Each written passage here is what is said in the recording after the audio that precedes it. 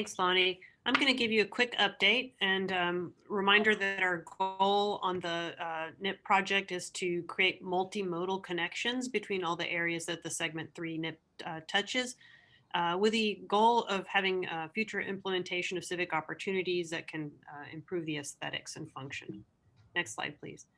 Okay, so this is a map that shows you the entire project area, the three segments broken down into pieces, and we're focused on the green areas, 3A through 3D. And you can see that 3A and 3B are the first to come out. They're going to start construction in 2022.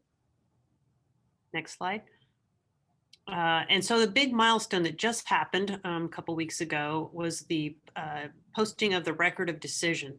With a record of decision being posted, that completes the NEPA process, and then that allows us to go into conversation with TxDOT on adjustments, modifications, or improvements to the plan. Next slide, please. And this is the detailed schedule for 3A and 3B. If I can remind you, 3A is a design bid build procurement. 3B is a design build procurement. So what you see on this schedule are references to 3A primarily.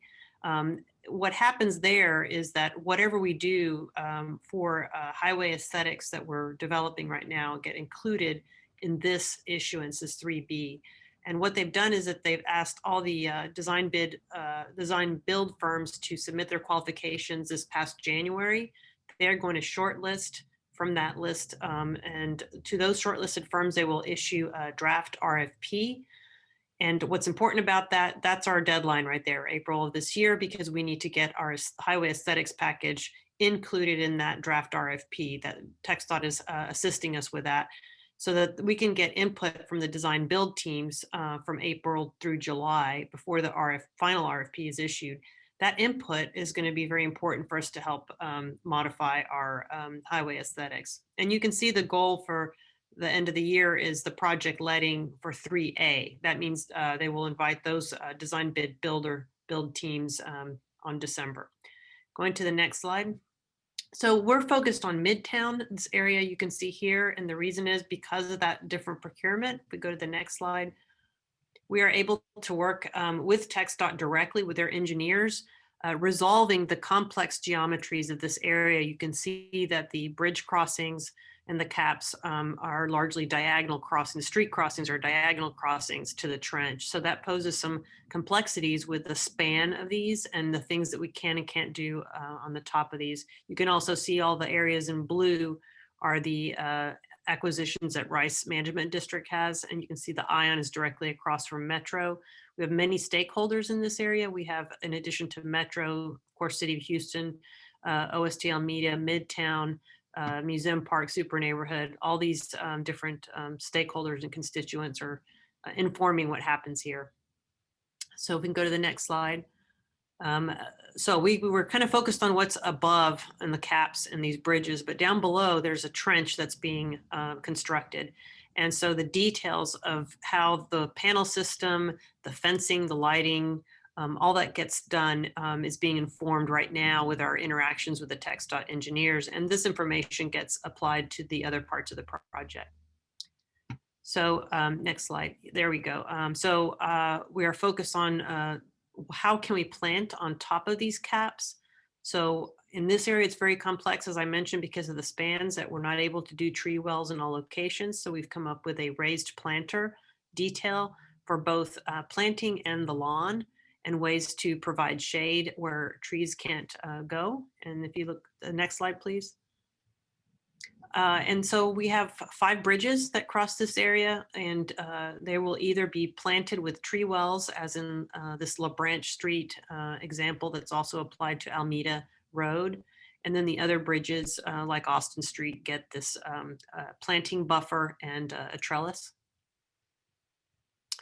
And so overall, this area is vastly improved, or will be vastly improved to what it is right now, and with a goal of greening the entire area. And that becomes very important as we go to the next slide. You can see the lessons that we learn in this area can be directly applied to other parts of the project, like the Edo Cap. And this is really critical that we stay ahead of this, because this portion of the work, the EDO cap, is a different procurement. It's that design build procurement. They let the design builders decide what exact structure they're going to use to create that cap. The thing is, we need to inform that to make sure that we get tree wells. So we're going to keep advocating for that. You go to the next slide. And there are also some details about the size of the columns, the placement of the columns. This is an actual drawing from TxDOT that they marked up for us. So we're going back and forth with them. This is the document package that will be included in the April draft RFP. But the column placements become very critical on these high scenic areas like White Oak Bayou and Buffalo Bayou. So it's not only just keeping the columns out of the water and their the spacing between them, it's the shape. We go to the next slide. You can see why that's so important. We want to minimize the visual clutter, and we want these areas under the highway to be as attractive as they can be. And so we're already talking to TxDOT about reforestation or forestation of these areas. As I mentioned, spacing of the columns and introducing trails where we can. So next slide.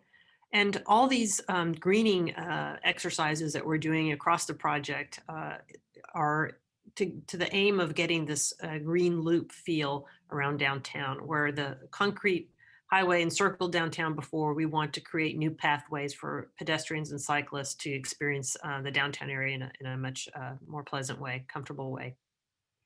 And we were excited to see that in the record of decision documents, that TxDOT is already recognizing our efforts on, and City of Houston's on widening the pedestrian realm, as you see here, separating the bike lane from the street and creating a nice planted buffer between the roadway and the pedestrians and cyclists. In addition to this, there you can find, if you go to their website, more mitigation that they're committing to in terms of visual aesthetics and the use of stormwater detention areas as a potential open space, introducing paths and new connections where they can.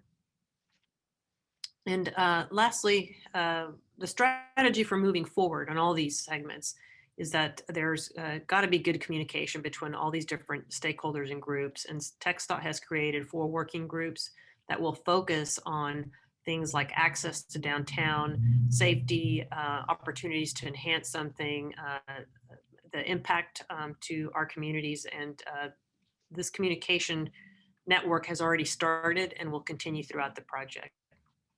So that's pretty much it. Look forward to hearing more, but I will turn it over to Angie Bertino to talk about our marketing efforts.